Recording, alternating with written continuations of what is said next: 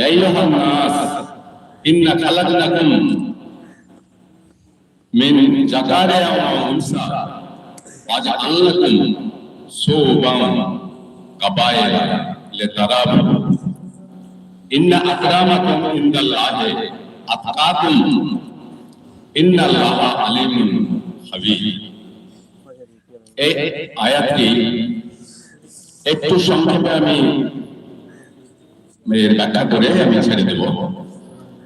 আল্লাহ বলছেন যে হে মানব, আমি তোমাদেরকে বিভিন্ন জাতি, হে মানব আমি তোমাদেরকে এক নারী এবং এক পুরুষ হইতে সৃষ্টি করেছি এবং বিভিন্ন জাতি এবং গোত্রে বিভক্ত করেছি, যাতে তোমরা পরস্পরকে চিনতে পারো।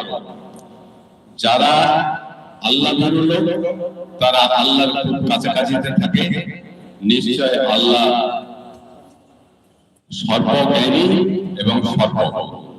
এর অর্থ আল্লাহ যে পৃথিবীর মানুষকে বিভিন্ন শ্রেণীতে বিভক্ত করেছে,